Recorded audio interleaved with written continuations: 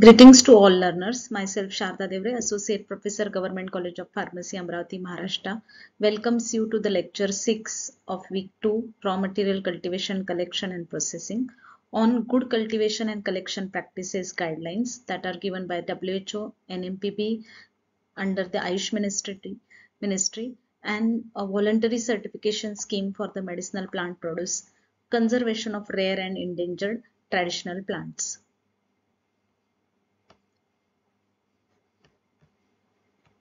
There are the various guidelines that regulates the agriculture, cultivation, collection, processing practices in the herbal medicines. Under that, there are two important guidelines given by the WHO. One is that is agriculture and collection practices guidelines, and second one is the herbal processing practices guidelines. While NMPB under Ministry of AYUSH in India described the guidelines and standards for good field collection, especially for the Indian medicinal plants. Many times it has been observed that throughout the world there are various issues related to the wildlife, there are various issues related to the intellectual property rights, related to the territory rights of the particular country and biodiversity protection. So from that point of view, Wildlife Protection Act, Geographical Indication of Goods and Biodiversity Act also governs the good collection processing practices of the medicinal plants. Again, Drugs and Magic Remedies Act and Narcotic Drugs and Psychotropic Substances Act plays very important role in the regulation of such a medicinal plants that are claimed to have the or that can be claimed for the magical remedies or that are having the psychotropic substances, chemical constituents. From these plants point of view, these types of the acts are also plays the important role. First guideline we will learn, that is a good agriculture and collection practices. In short, it is called a GAP, GCP or GACP guidelines, and it is introduced by the WHO. Under these guidelines, there are the 5 sections. Section 1 is related to the general terminologies and glossary. Section 2 is related to the good agricultural practices. Section 3 is good collection practices. Section 4 is related to the common technical aspects of GACP. And Section 5 is related to the other relevant issues. First, we will learn that why there is a need of such a guidelines. Means especially in India, where farming is on priority, it is done in India by the most of the Indians. Still, why we need such a guidelines? Because herbs or herbal derived products should be safe and of a quality. They should not be adulterated with the wrong plant species, and there must not be the adulteration due to the misidentifications. And it is found that there are the contamination with the toxic substances, or there are the contamination due to the inappropriate uh, or inferior quality raw medicinal plant materials, or wild population of the medicinal plants is due to the over harvesting, it is getting affected. There is a need of protection of the endangered plant species in the specific areas. There is also need to avoid the interactions, because most of the time we think that herbs or herbal derived products are very safe, but they can interact with the allopathic medicines, or they can interact with each other, they can interact with the food material. So from that point of view, it is necessary to have the quality raw material. It should be free from the toxic substances. It should give the welfare to the local communities, and it should respect to the intellectual property rights. So objective behind these WHO GACP guidelines is that throughout the world, it should be applicable as a national or regulate quality standards, and thus improve the quality, safety and efficacy of the finished herbal products. And it must give the guidance for the formulation of the national or regional GACP guidelines to the other countries. It must encourage and support the conservation of the medicinal plants and the environment, so that ecological balance must be maintained. So under this 5 section, first section that is related to the terminologies and glossaries. So we will directly learn about the good agricultural practices of the medicinal plant. So under that, identification and authentication of cultivated medicinal plant is mentioned. So identification or botanical identity means the scientific name or common names in various languages, Hindi, Marathi, English, Tamil, Kerala. So that languages must be in that languages the common name must be known to the cultivars or collectors or to the growers or any personnel involved in the cultivation of these medicinal plants. Then documentation of the botanical identity to be included in the registration file with a specimen. The next it is the seeds and other propagation materials. So anyone who is interested in cultivation of the medicinal plants must aware about the that seeds must be disease free or contamination free, and what is their performance or what is their breeding history. So this must be known to the cultivars. Even those farmers or those cultivars that are involved in the organic farming, they must have the certification from these authorities related to the organic seeds or organic propagation material. Next, it is the site selection. Site plays the very important role because if the site is site influences the soil, climate, and other factors, and thus this site selection leads to the risk of the contamination. So from that point of view, this site should be free from the pollution of the soil, air, or water, or it should be free from the hazardous chemicals. Next, it is mentioned that about the personnel. Personnel means various persons that are involved in the cultivation, growers or producers, or these are the laborers, so collectors. So formal or informal practical training about the that particular medicinal plant should be given to these people. They must aware about the botanical identity or environmental conditions required, that is especially the soil, climate, irrigation, temperature requirement. Then they must aware about the harvesting, storage, and personal hygiene. They should not do smoking or eating in the areas of the medicinal plant cultivation or collections to avoid the contamination. Next, it is the ecological environment and social impact. Many times due to the non-indigenous species cultivation, there may be the impact or there can be the impact on the ecological balance. Hence, it is always necessary or it should be permitted to cultivate the indigenous species according to the geographical location, so that local income earning opportunities or benefits from the fair wages, equal employment opportunities, and capital reinvestment can be possible. Soil plays the very important role. So soil type, its drainage, pH, its moisture retention, fertility. So everything should be analyzed before the cultivation of the medicinal plant, because optimum soil conditions or soil type, drainage, moisture retention plays the important role in the quality of the raw material, medicinal plant quality. Then always organic farming should be preferred. So according to that, green manure must be preferred to improve the soil fertility. Climatic conditions like the sunlight, average rainfall, average temperature, daytime or nighttime temperature differences. So everything affects to the biochemical variations, means there can be the effect on the chemical constituent quality and quantity. So from that point of view, climate should be chosen, or according to the climatic conditions, specific or appropriate plant should be selected for the cultivation. Next, it is the irrigation and drainage.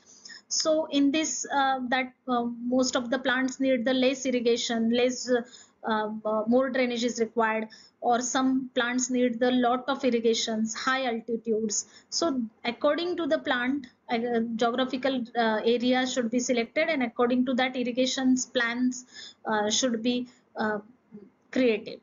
Next, it is the cultivation. That cultivation, it is means important thing is its technique. For cultivation, techniques are important, means whether scientific, or if the scientific data about the cultivation practices of that specific plant are not available, that time traditional methods, that for plowing or for weeding or for selection of the fertilizers, pesticides, so that should be from the traditional methods can be adapted, and from trial and basis further good quality material can be harvested. plant maintenance and protection varies according to the different medicinal plants. Some plants need topping, some plants needs bud nipping, then pruning, shading, and integrated pest management is always required, so to produce finally a good quality raw material without any pest infestation. Next, it is the harvesting. In the guidelines it is mentioned that exactly which part need to be harvested, so according to that the season, based on the good quality and quantity of the chemical constituents, therapeutically biologically active constituent should be selected, and then that targeted medicinal plant part should be collected without weeds, without any other toxic plant, or without any foreign matter or bird, rodent, insects, excreta, dust, soil, or debris. So these things should be taken into consideration while harvesting the medicinal plants. It is always necessary that underground parts such as the roots, rhizomes, or bulbs, they should means at the time of harvesting, the soil must be removed immediately or as early as possible they are harvested. Next section is related to the good collection practices for the medicinal plants, where whenever collection is there, someone thinks that we can collect as it is naturally available, so we can collect it easily. But permissions are needed for the collection of medicinal plants. Either regional, local, government authorities or landowners permissions are required. If import and export means person is involved in import and export, then export permits or phytosanitary certificates. And there is one authority, that is a Convention on International Trade in Endangered Species of Wild Fauna and Flora, which is called as CITES. So CITES permits are required for the import and exports, its certificates for the re-exports, and other type of the permits as per the regulations of that region or nation must be obtained before the collection. Don't consider that if naturally available we can collect is easily. It happens in the especially tribal areas. Then next, it is a technical planning, not for the cultivation but even for the collection technical planning is required, because according to the season and before that season, you the medicinal plant part which need to be collected should, before that you must get the permissions, before that you must aware about its density, its distribution, its reproductive biology, then about its exact harvesting time. You must avail with all devices or transport facilities, or you must have the personnel means quantity or number of that personnel which are required for the collection. So each and every part of that technical planning must be before the collection of the medicinal plant. Next, it is the selection of the medicinal plant for collection. It is that whatever the plants is to be collected from that geographical area must be authenticated from the competent person, either botanist or pharmacognosist, and then further it should be get started with the collection. Otherwise what will happen, that after collection you will come to know that whatever the collected material, it is a wrong species. So at the start of the collection, after collecting the sum of the 10-50 plants or parts, you must authentify it and then further collect the remaining material. Collection and personnel is at same as that we mention in the, or we discuss in the GAP guidelines, that is agriculture guidelines. Then further common technical aspects are mentioned, that is a post harvest processing. Under that, inspection and sorting are very important, because you immediately have to inspect the collected plant material for the foreign matter or cross contamination, and then further you have to do the primary processing, like that it should be protected from the rain, moisture, any other conditions, and you must remove the maximum dust or soil or any other pest attached to it. And then further you must go for the drying. Before drying also specific processing are done, or after drying also specific processing are done. So drying should be based on the whether the medicinal plant is thermolabile or thermostable. So according to that, shade drying or direct sunlight drying, or the direct fire or indirect fire, baking. Nowadays new techniques like lyophilization, microwave, infrared devices that are available for the drying of the medicinal plant. So according to the quantity and availability, drying method should be chosen to avoid the damage to the chemical constituent. Further, the specific processing is required for the especially the roots and rhizomes, like that boiling in water, steaming, soaking, pickling, distillation, fumigation, fermentation, or treatment with the lime and chopping. So these all choice of the method depends upon the medicinal plant part. Then further, like for leaves, bundling is required. So certain shapes are required, like that barks, they should be cut into the certain shapes, or roots, they should be cut into the certain sizes so that easy to transport. Then processing facilities, like that whatever the processing, either primary, drying, or specific processing are done, that area should be contamination free. It should be rear to the transport facilities. It should have the sufficient lighting, ventilation, and water supply. Then after means harvesting, there is a bulk packaging and labeling. So those farmers or cultivars that are collectors that are involved in the bulk medicinal plant collection or cultivation, they have to do the label, appropriate labeled on that label, common name, biological name, biological source, then date and time and season of collections, then part that is collected, everything must be mentioned on a label. Then storage and transportation required a specific type of the skill, or it requires the specific type of the arrangement planning, so that raw material, this medicinal plant raw material should always remain the clean. It should remain means it should be moisture free. It should not be get contaminated during the storage. So this care must be taken. All equipments that are used in a harvesting or storage or other type of the other type of the processing should be clean and well labeled. SOPs must be followed. Personnel must be trained about these equipments.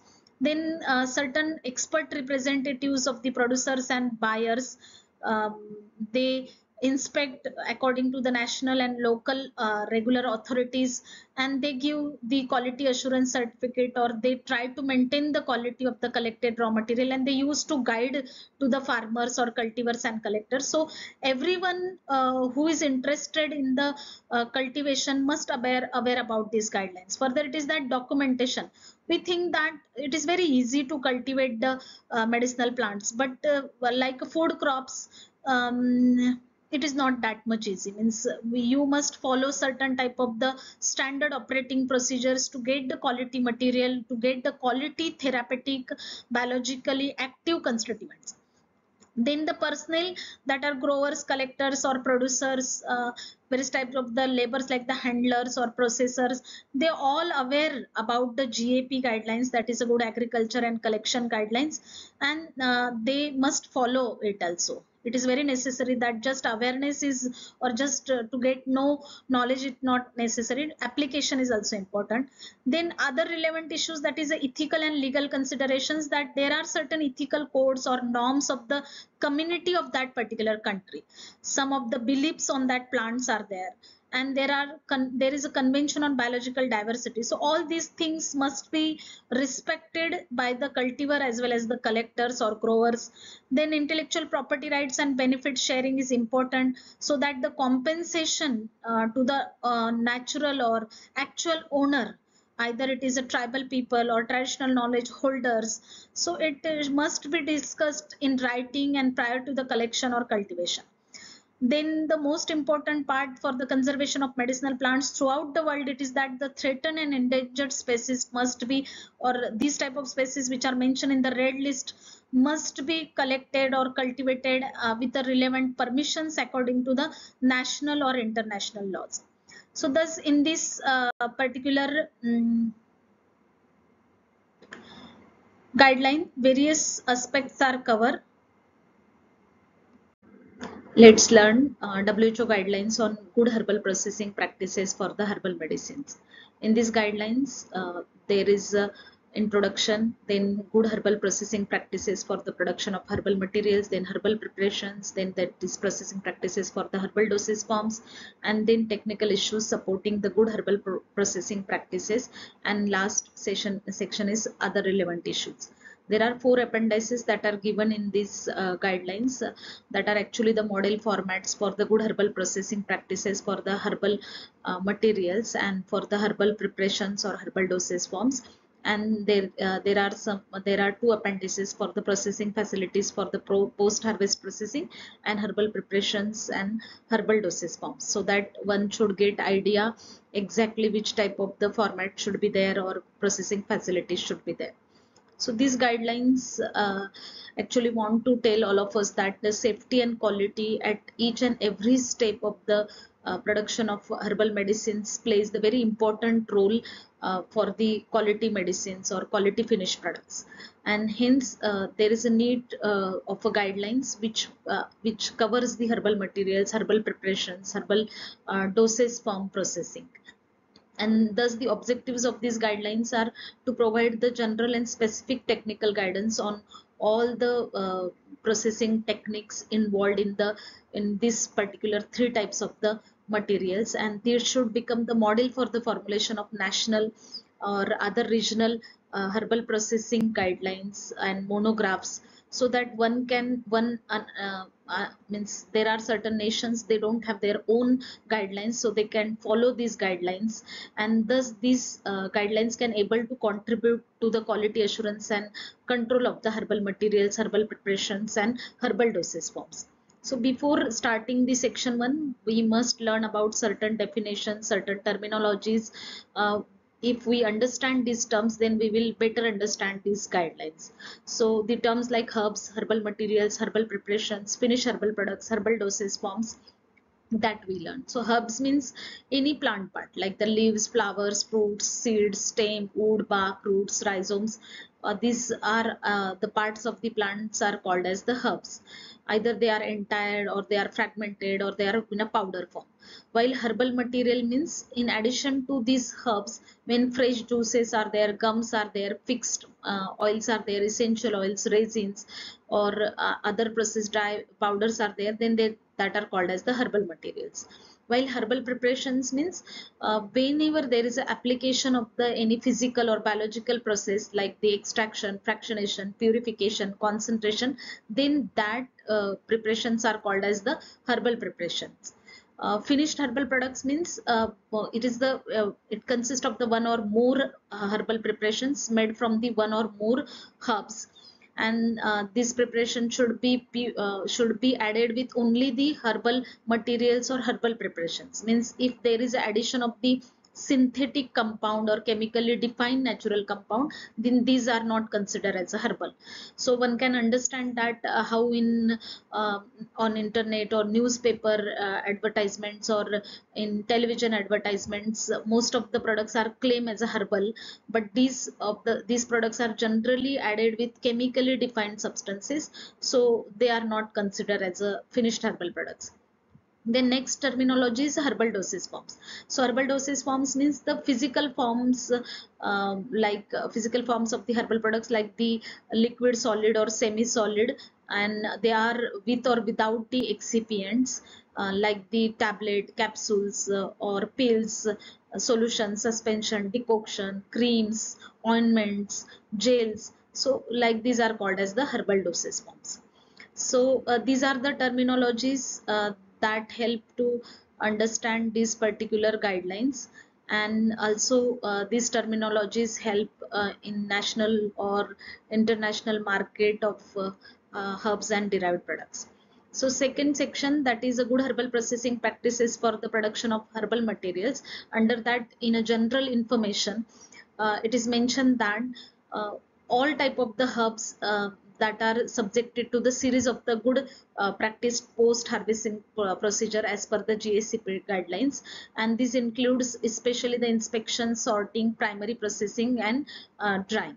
So the purpose of the primary processing is that one should get the original authenticate material, and there should not be addition of the any unwanted material or other than that of the biological source or desired material. Like suppose bark is required of that plant, then there should not be presence of leaves or stems or roots like that. Similarly, there is a need of a neutralization of a toxicity or diminishing the side effects, like for example in case of the aconite, boiling or steaming is necessary to hydrolyze the toxic constituents to the non-toxic constituents. And there are many more examples of the herbal material processing, primary processing, that is required for the different reasons. Then post-harvest processing procedures involve the on-site primary processes, and then exact processing methods that are different from one herb to another. Means primary processes can be same to the most of the herbs, that either to cut the sizes or to clean, make them free from the soil, or wash them. But certain other processes are there which are vary from the herbs to herbs, and for that SOPs, standard operating procedures or protocol, should be maintained, and even in appendix 1 such a model format is given in this guideline. Then sorting, which is also called as garbling, which is actually the cleanliness of the herbs by removing the dirt, foreign substances, or discarding the damaged parts, peeling, or trimming. So this is manually or by mechanical means, but this is also the very important step.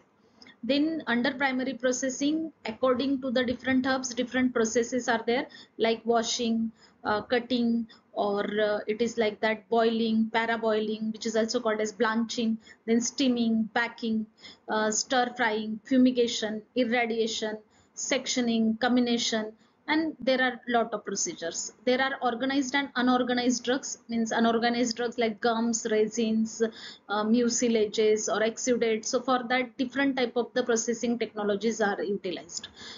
For drying, we have learned in a previous guideline that choice of a drying method should be dependent upon the nature of the plant material, whether plant material is temperature sensitive, means heat sensitive, or whether it is thermolabile or thermostable. So according to that, drying methods can be chosen. That methods can be natural or artificial. Natural means shade drying or sun drying, while artificial means with the help of the microwave radiations or infrared radiations, or with the help of hot oven, hot air. They drying can be done. Drying is very important because it removes the moisture, so it helps to avoid the further deterioration of the herbal material. Even it is helps in storage also and further processing. Then next point in this session, that is a general issues that are mentioned. So as per this point, it is mentioned in these guidelines that the quality and therapeutic properties of the herbal materials varies depending upon the different processing or adapted processing technologies. So thus, if someone is following 4 steps and another one is following 5 steps, or someone is missing one of the step, then there will be the difference in the quality, quantity, and therapeutic efficacy of that particular herbal material. Hence, there must be the need to ensure the batch to batch consistency, and SOPs should be strictly followed. Again, in case of Ayush products, Ayurveda, Unani, Siddha, homeopathy products, most of the time various adjuvants are added. Adjuvants can be simple water or honey, or it can be milk, that is cow's milk or cow's urine, or it can be even the juices of the plants like ginger juice, lemon juice, or coconut water. And sometimes minerals are added, which are called as the herbo mineral formulations. So these all adjuvants safety, quality, or contamination due to it also taken into consideration while developing the SOPs.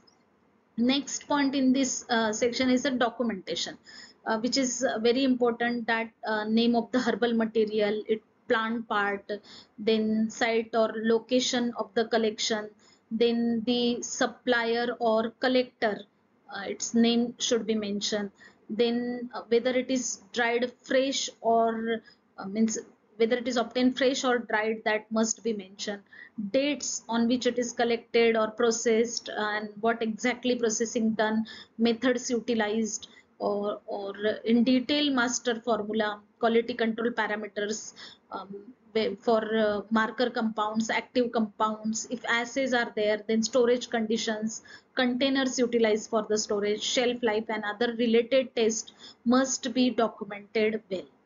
Next session is that good herbal processing practices for the production of herbal preparations.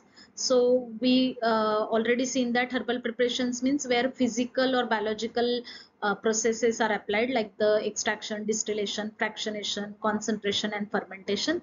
So in case of the extraction, that there are different type of the extraction methods are there, and these extraction methods are maceration, infusion, percolation, decoction, or modern methods like supercritical, microwave, sonication, solid phase extractions, like this. And there are different steps involved in extraction of the herbs or herbal materials, that before taking the material for the extraction, it should be powder, it should size should be comminuted, or fragmentation, milling can be done, extraction can be cold or hot. Then there are the, after extraction, there are the separation techniques, that is a filtration, decantation, centrifugation or straining. Then concentration, like that evaporation, either open evaporation or evaporation at the reduced pressure, freeze drying for the thermolabile substances, or spray drying is involved to get the dry powder. So there are the different steps that are involved. And the common extracts that are obtained from the herbal or considered under the herbal preparations are the liquid extracts, soft extracts, oleoresin and dry extract. So liquid or fluid extracts, these extracts are actually the liquid preparations. They are obtained by the water, alcohol or any other solvent. And under that, fluid extract means the alcoholic liquid extract, which is generally contains, means which is a thick one as compared to the liquid extract. Then decoction means where the plant material is extracted with the water. In case of the infusion, the plant material, herbal material is steeped with the boiling water.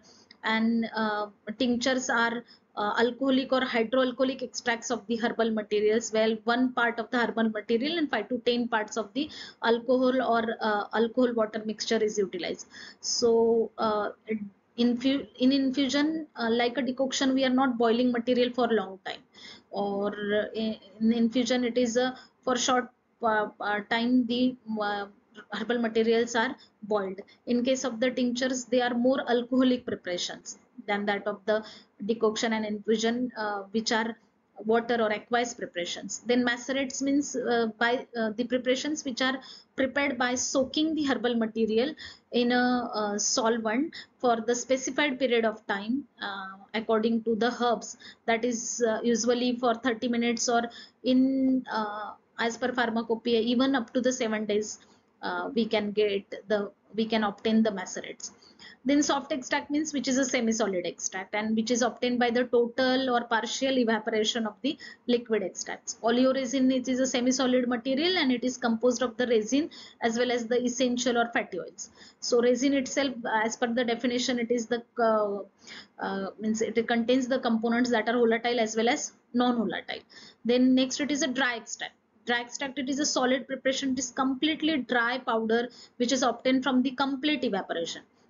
Now liquid extract or fluid extract, soft extract, dry extract, these are the terminologies that are utilized in a national, international markets for import and exports. And most of the time dry extract demand is more, because it can be conveniently converted to the finished products or dosage forms. There are different factors that influence the extraction of the material, especially the which type of method is chosen for the herbal material extraction, then which solvent is taken, how much time or duration for the extraction understood, or temperature and other relevant conditions. So all these factors affect, and that should be mentioned in the SOPs.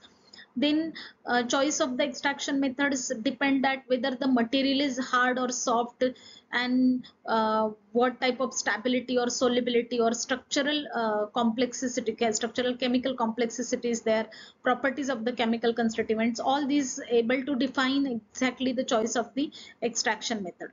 Distillation is one of the method which is actually the choice for the volatile oil, essential oil extraction. And even if the thermolabile substances, then mechanical pressing or supercritical fluid extractions are used for the delicate aromas or delicate perfumes or delicate essential oil extraction. Fractionation is a technique where means which helps to separate the liquid constituents, or it helps to separate the different chemical constituents or different solvent fractions we can obtain by it.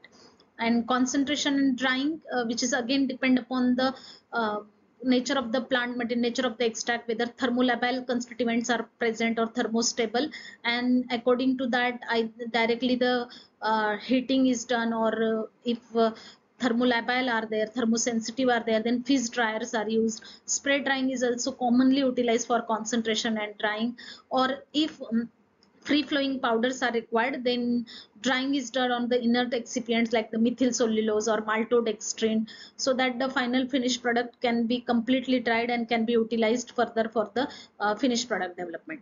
Fermentation is quite commonly used technology in most of the Ayurveda, Siddha, Unani or traditional formulation like Asva and Arishta, where either natural fermentation happens or artificially with the use of appropriate microbial organisms like the lactobacillus, bacteria or yeast, one can go for the fermentation, and it should be optimized for the control temperature, and length of the fermentation must be optimized. Then advanced cutting and powdering is required when the very specific uniform size powder of a particular herbal material is required to convert into the specific dosage forms, like for example capsules. So or if for particular material you need the specified hardness, size or heat stability, friability, then that type advanced cutting and powdering processing technologies are utilized. Then processing documentation, as per this, that master records must be documented along with the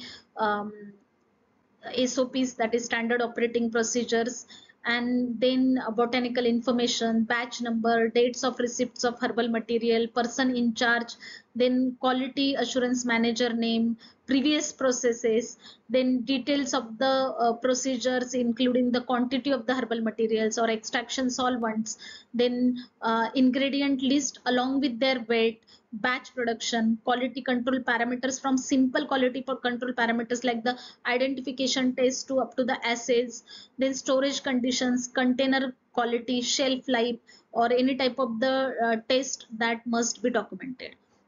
Next section is the good herbal processing practices for the production of the herbal dosage form. So in contrast to the pharmaceutical preparations, that is synthetic pharmaceutical preparations, herbal materials or herbal preparations undergo the very simpler good practices to get into the suitable dosage form or final products for the administrations, and these dosage forms should be produced under the applicable GMP conditions, so that are already mentioned in India, especially in D&C Drugs and Cosmetics Act. GMP guidelines are mentioned for the Ayurveda, Siddha, Unani, even the homeopathy system. So there are liquid dosage form, solid dosage forms, and then other dosage forms. So liquid dosage forms, more simple, it is the fluid extracts, then decoctions, infusions, tinctures, syrups, oral emulsions, aromatic waters that are used in aromatherapy. Then solid dosage forms like the herbal tea bags, plant powders or granules, pills, capsules, tablets. So these are lozenges. These are very commonly utilized solid dosage forms in the traditional dosage form preparation, or even nowadays for the Ayush products.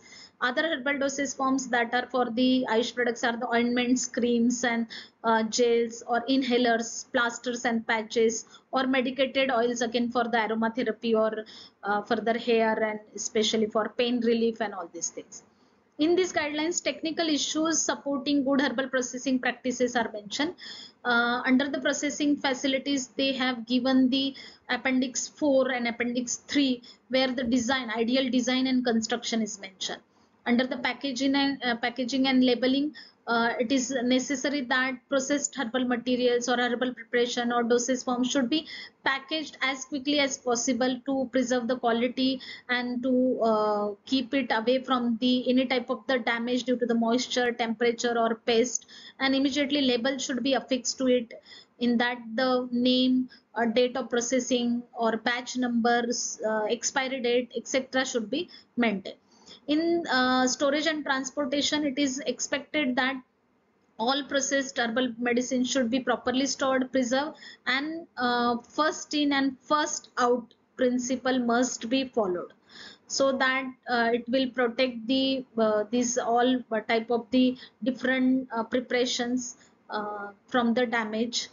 And for transportation also, the various guidelines should be followed technique should be followed. It should be as per the SOPs. All equipments, all the tools and utensils should be non-toxic, non-absorbent and non-corrosive.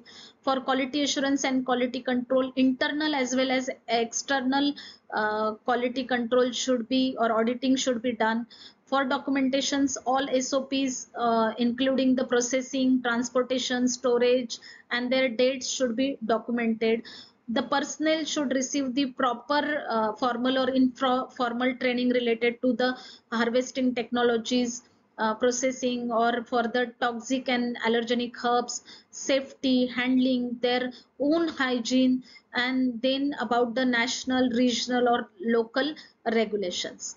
Other relevant issues, that is ethical and legal considerations, that already we have studied in previous guidelines, that community or country codes must be respected, and according to that processing should be done. For the research training and information sharing, these particular guidelines must be the part of the research training or information sharing. So each and everyone must get the authenticate information on the good herbal processing practices. These practices should be adopted throughout the world, in each and every corner of the world, to get the quality medicines to the each and every person. Under the intellectual property rights and benefit sharing, the compensation for the use of the source herbal material should be well acknowledged, and it should be in a written, so that tribal people or traditional knowledge holders or healers must get the benefits. As per the red list, whatever the threatened and endangered species of that nations, so for that species, this careful actions must be taken, and according to that processing must be done. For toxic herbs, the safety management should be followed. Personnel should be get trained for these toxic herbs, their processing, and if any type of the poisoning is there, then what type of action should be taken, or for that, to combat that accidents, how one should follow the guidelines. That SOPs should be should be prepared, and personnel should be get aware about these toxic herbs. So thus in these guidelines, wonderful information, very useful information is provided for the processing of the herbal material, then herbal preparations and herbal dosage forms.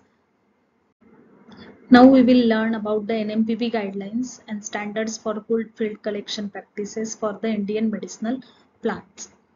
So previously we have studied the good agriculture collection, and now then herbal processing. Now we will study the good field collection practices that are given by the National Medicinal Plant Board, which works under the Ministry of AYUSH in India. So there are these sections, that is a general introduction, compliance to the regulatory requirements, then harvesting of the medicinal plant produce, post-harvest management, packaging and storage, guidelines for collection and post-harvest management of various categories of the medicinal plant produce, documentation, training and monitoring.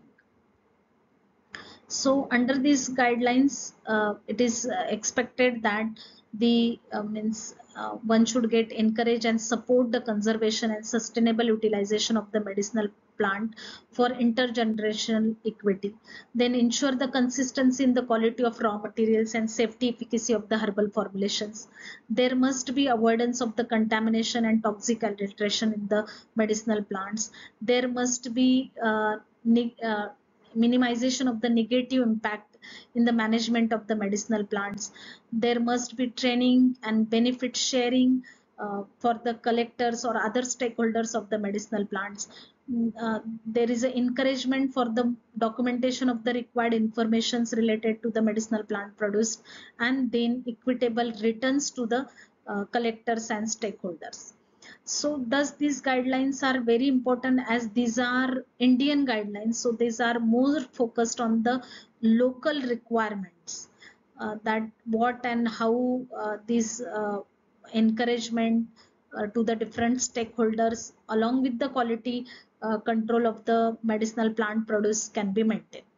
So the collection, processing, storage and sale of medicinal plant produced must be carried out with the existing laws that we have learned in the very first slide, that there are various types of the laws or regulatory guidelines or the acts are there one must comply with that. So international regulations and guidelines are there that I have explained you, that CITES is there, then IUCN is there, then TRAFFIC are there, which regulates these particular medicinal plant production, collection, cultivation and processing. So national regulations under these, we have studied that there is a Wildlife Protection Act, Forest Conservation Act, Biological Diversity Act, Scheduled Tribes and other traditional forest dwellers Act, export import policies are there. So these national regulations are there in India. And then local regulations like that Andhra Pradesh Red Sandalwood possession rules, or Madhya Pradesh Sustainable Harvesting Act, or there is Himachal Pradesh Forest Produce Transit rules, or Tamil Nadu Sandalwood Transit rules, Maharashtra Forest Produce Regulation and Trade Act. So there are the certain local regulations are also there. Then permission for collections, that there are the provisions that collection or collectors together take the prior written permissions from these local, national or international regulatory authorities according to the their business or according to the criteria. Under the harvesting of the medicinal plant produce, there is a consideration of the quality consideration, like that botanical identity, then healthy plant material should be collected, harvesting at the right phenological state or at right time, then collection time must be documented, weather conditions should not be rainy or moist, collection should be always from the right places at the right age of the plant, it should be in the right quantity, there should not be the over collection or over exploitation, then sorting is necessary, mixing of toxic weed should be avoided, inspection of foreign matter must be done. Then next it is the environmental considerations. So as per that there are the certain regulations, and for the existence of the natural habitat there is a need to consider the environmental impact, there must not be damage to the local biodiversity, then frequency of the collection cycle should synchronize according to the plant species growth or according to its dormancy periods. Then while collecting the dried plant material, there is a minimum harm should be there to the plant material.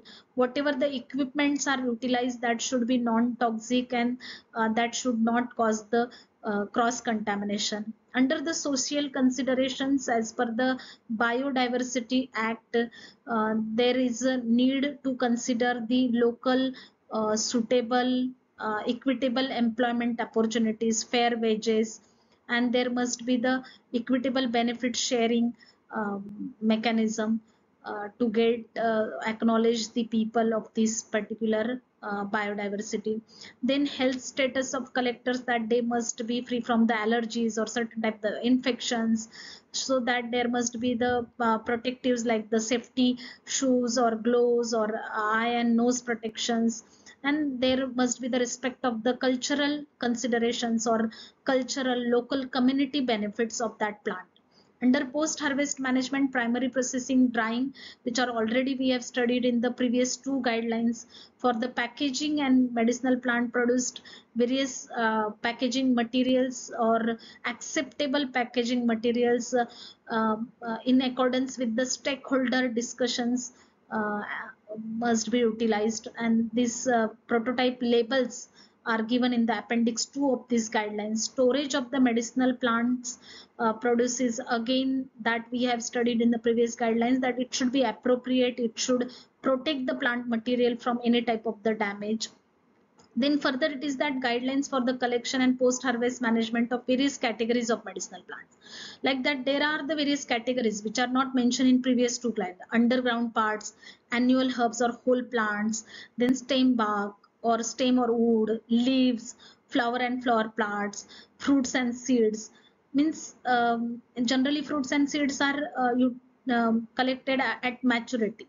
Leaves should be before the flowering, or stem bark should be from the mature branches. Annual herbs or whole plants when they are at the flowering stage. Underground parts when the means it should be obtained from the well developed mature plant after the seed shredding. Gums and resins should be obtained in the clear and dry weather, and only small sharp cuts should be given to avoid any damage to the plants. So these are the very well explained guidelines or techniques in this particular guideline. Documentation that obvious from means at the site of the collection, the geographical location, time of location, the person who is collecting, the drying conditions, and all these details need to be mentioned. Training and monitoring, that training capacity building, that collector should receive the adequate training on the botanical identity or personal hygiene or the regulatory aspects. Then various types of the harvesting techniques, equipment utilization, and then there must be the continuous assessment of this training. Monitoring is should be there. Next guidelines are the standard for the good field collection practices of the medicinal plants. So under these means these guidelines we have to. So India is the rich heritage for the plant-based systems like the Ayurveda, Unani, Siddha, homeopathy system, and about 90% of the raw material of medicinal plants used by the manufacturing units are sourced from the natural forest, or it is the wild source. So from that point of view, there is a need of the certain regulatory provisions. Already DNC Act, Drugs and Cosmetic Act is there, and the Schedule T for the good manufacturing practices is there, or Ayurvedic Pharmacopoeia, Siddha Pharmacopoeia, Union Pharmacopoeia, Indian Forest Act, Wildlife Protection Act, Biological Diversity Act. So all these regulations are already given, and the scope of this particular guideline is that there is certain critical, major, and minor deficiencies are classified. Critical means when the evidence shows that the grower has not complied with the requirement in this documentation and implementation, and which raises the doubts on the operation and practice of the GAP, calling an early correction and corrective actions within this time frame. So this is very important aspect of this guideline, that they are mentioning the deficiencies from the evaluation table, that is a table 1, which is for the requirements and evaluation criteria, and that can be done as a part of the self-assessment, and it is actually the checklist where you have to check according to these documents that exactly at what stage there is a lacuna, or at what stage you are not able to comply. Means for the site selection, whether you are not able to comply, post harvest management is poor, or whether it is good, then packaging and storage, or machinery and equipment. So these are the very important guidelines. Means these are self-help type of the guidelines. Again, one table is given, that is a checklist for the self-assessment. Again, there is a compliance, yes or no. Then there is a level of compliance is mentioned. That level of compliance along with the remarks is need to be there for the self assessment, where under this particular table you must say yes or no for the requirements, like whether the packaging and storage is available, post harvestment like the cleaning and sorting is available, whether for the compliance to the regular requirements, whether national regulations are required, local regulations are required, permission of collections are required. For harvest and collection management, that is a botanical identity, foreign matter. So there are different types of the terminologies are mentioned in this table 1 and table 2, and these particular guidelines of the NMPB are really a self-help type of the guidelines for the internal assessment. So all we can take the benefits of this particular guidelines.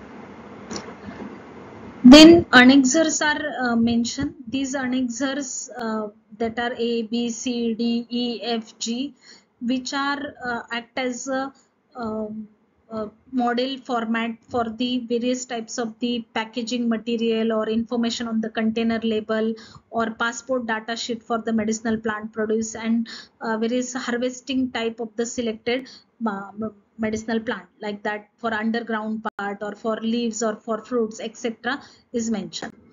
Then next it is that requirements, means this is actually the table 1, and these are the level of compliance, whether the critical, major or minor, and this is the compliance criteria. This is just the format that I am sharing with you here.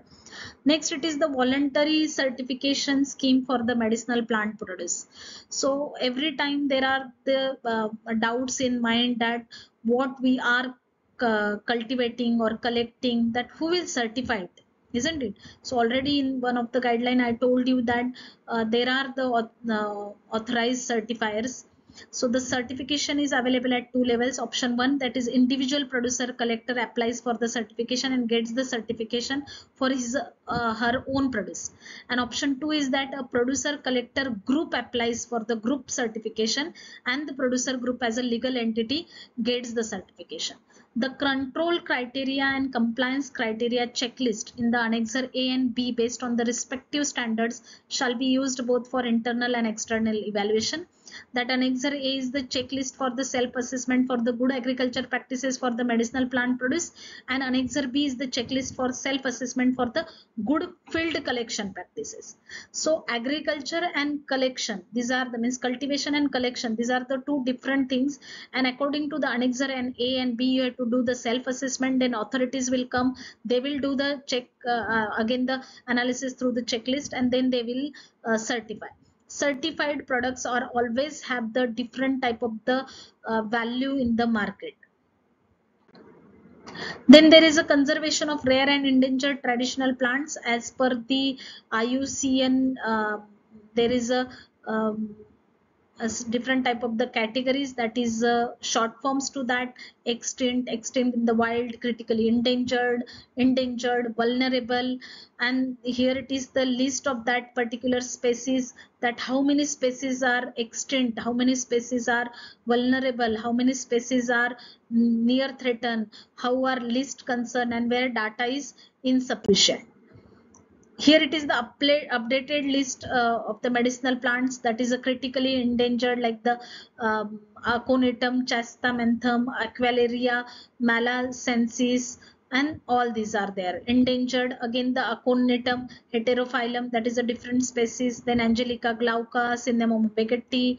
Then for vulnerable, again one of the species of the aconitum, or there are the different species. Near threatened, that is uh, Albizia thompsoni, then Allium royale. So these are the different species that are there, and every year that list gets updated. Then medicinal plant conservation strategies, there are the two strategies: in situ and ex situ conservation. In natural habitat, then it is in situ, like the protected areas of wildlife sanctuary, national parks, biospheres like marine and terrestrial, forest and lakes, they consider as a in situ conservation. While ex situ conservation means seed bank, gene bank, in vitro tissue culture techniques, pollen storage, or arboretum or cryopreservation techniques. And international societies or agencies that are working for the conservation of medicinal plants are the Royal Society of Nature Conservation, Joint Nature Conservation Committee, Nature Conservation Council, International Union for the Conservation of Nature and Natural Resources. So all these together plays the very important role, either this agriculture, cultivation, collection, processing guidelines, good field collection guidelines from the WHO, from the NMPB, National Medicinal Plant Board, then how to conserve these plants, how this particular internal or external self-assessment gives us the certification for our own produced, even to the collector or even to the cultivar. And thus these help, these guidelines, this particular lecture will help you to know the exact regulations, scientific, technical regulations for the medicinal plant produce. So hope it was the happy learning of this particular topic. Thank you.